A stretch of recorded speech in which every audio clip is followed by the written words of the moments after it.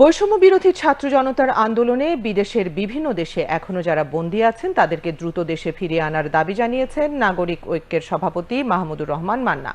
আজ রাজধানীর জাতীয় প্রেস ক্লাবে জুলাই আগস্টের গণঅভ্যুত্থান ও প্রবাসীদের ভূমিকা শীর্ষ গোলটেবিল বৈঠকে তিনি আহ্বান জানান। মাহমুদুর রহমান মান্না বলেন, সাইদ ও মুগ্ধদের মতো প্রবাসীদেরও ছাত্র জনতার আন্দোলনে গুরুত্বপূর্ণ ভূমিকা রয়েছে। এ সময় তিনি আদম ব্যবসায়ীদের সিন্ডিকেট ভেঙে নতুন ব্যবস্থা কায়েমের দাবি জানান। অনুষ্ঠানে গণ অধিকার পরিষদের সভাপতি ভিপি নুরুল হক নুরু, সাংবাদিক গোলাম মুর্তজা ও আশরাফ কায়সার বক্তব্য রাখেন। বিদেশে এই লড়াইয়ের সঙ্গে একাত্মতা ঘোষণা করে লড়াই করার ইতিহাস এই প্রথম আমি যতদূর জানি। বিচ্ছিন্ন বিক্ষিপ্ত কিছু কিছু ঘটনা থাকতে পারে, কিন্তু সম্মিলিতভাবে একটা কমিউনিটি, একটা জাতির মানুষ এরকম করে লড়াই করেছে, সেটা প্রথম মনে হচ্ছে আমার কাছে।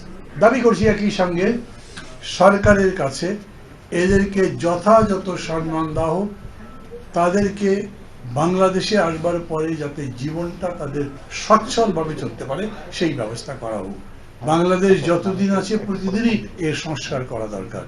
যে কোনো একটা বস্তুকে প্রতিদিন সংস্কার করবেন, প্রতিদিন সেটা আরো উন্নত হবে। আমরা একটা নির্দিষ্ট সময়ের জন্য একটা নির্দিষ্ট বিষয়কে, উদ্দেশ্যকে সামনে রেখে সংস্কার করবার কথা ভাবি।